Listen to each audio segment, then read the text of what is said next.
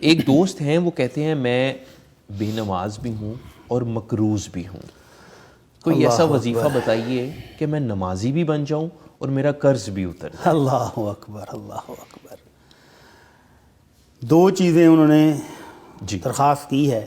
پہلی بات تو یہ ہے کہ مسلمان ہو اور بے نماز ہو تو اسلام میں اس کا تصور ہی نہیں ہے۔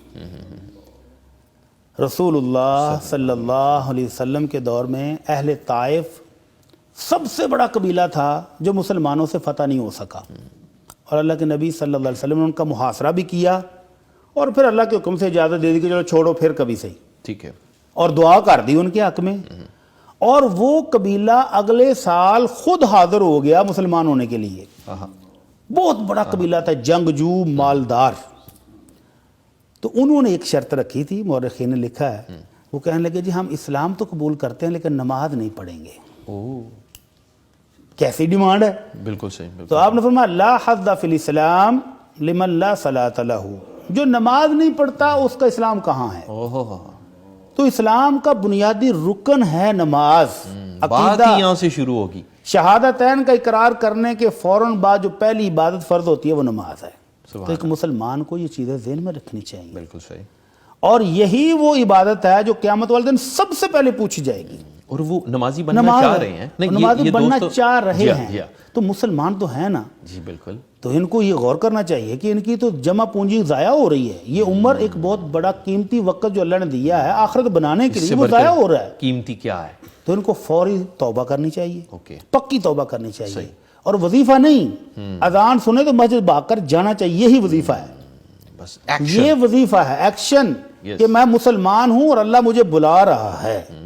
اور مسلمان وہ نہیں ہے کہ جو بلانے پر ہی آئے، بلکہ اس کو خود پہلے پہنچنا چاہیے۔ فرما برداری تو یہ ہے نا کہ وہ اذان ہونے سے پہلے پہنچ جائے، اور اگر کہیں کو مشغول ہے، مصروف ہے، تو پھر بھی جب اللہ کہتا ہے اللہ اکبر میرے بندے میں سب سے بڑا ہوں آجا، تو بھاگ کر جانا چاہیے۔ وہ اعلان کرو آ رہا حی علی الصلاۃ، میرے بندے چھوڑ دے سارے کام نماز کے لیے آجا، حی علی الفلاح، جنت لینی ہے، کامیاب ہونا تو آجا، تو پھر بھاگ کر جانا چاہیے۔ اور اس نماز کا حساب جب سب سے پہلے ہونا ہے، اور اگر فرائض میں کمی ہوئی تو نوافل سے ہونا ہے، تو جو بندہ نوافل کیا فرض بھی نہیں پڑھ رہا تو اس کو تو اپنی فکر کرنی چاہیے۔ پہلا کویسچن تو یہ وظیفہ جو ہے، وظیفہ یہی ہے کہ یہ سمجھ لے کہ اگر میں مسلمان ہوں تو نماز میں نے پڑھنی ہی پڑھنی ہے، اس کے بغیر گزارا نہیں ہے۔ اور قرض کے بارے میں اور جو قرض ہے، نبی رحمت صلی اللہ علیہ وسلم کے صحابی، آپ کے داماد، آپ کے بھائی سیدنا علی رضی اللہ تعالی عنہ، ان کے پاس ایک بندہ آیا، کہنے لگا حضرت میرے پاس بہت زیادہ قرض جمع ہو گیا، میں نے قرض دینا ہے، بوجھ تلے دب گیا ہوں، میری کچھ مدد کریں۔ تو سیدنا علی رضی اللہ تعالیٰ عنہ کہتے ہیں کیا میں تمہیں وہ وظیفہ، وہ دعا بتا دوں جو اللہ کے نبی صلی اللہ علیہ وسلم نے خاص طور پر مجھے بتائی تھی، اور اگر تیرے اوپر سبیر پہاڑ جتنا بھی قرض ہوگا تو وہ بھی اتر جائے گا؟ تو وہ کہتا ہے جی پھر مدد نہیں، مجھے وہ وظیفہ بتائیں۔ سبحان اللہ، سبحان اللہ۔ تو یہ وظیفہ ہم کئی بار بتا چکے ہیں۔ تو یہ بھائی بھی دل کی گہرائیوں سے رب کے سامنے التجا کرنی ہے، غافل دل کے ساتھ نہیں کہ ایسے چلتے پھرتے جی دعا پڑھ لی ہے بس اب دعا ہو جائے گا، نہیں۔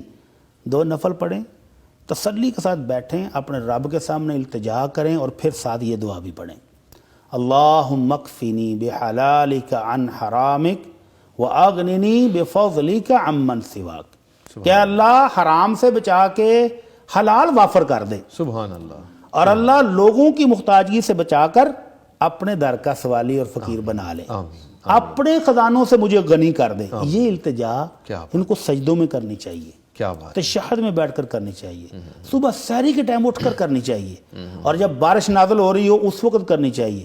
کوئی حاجی زمزم دے دے تو اللہ کے نبی صلی اللہ علیہ وسلم کا فرمان ہے ماء زمزم لما شرب لہ، زمزم کو جس نیت سے پیو گا اللہ وہی پوری کر دیتا ہے۔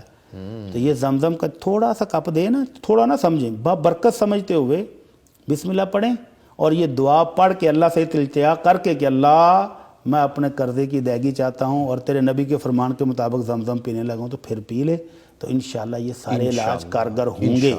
تو اس دعا کو وہ اپنا معمول بنا لیں، سبحان اللہ، سجدوں کے اندر خاص طور پر، جو کہ بندہ سجدے میں اللہ کے بہت قریب ہوتا ہے۔ کیا فرض نماز کے سجدے میں بھی دعا کر فرضوں سکتے ہیں؟ میں، نفلوں میں، ہر نماز۔ اچھا اچھا اچھا۔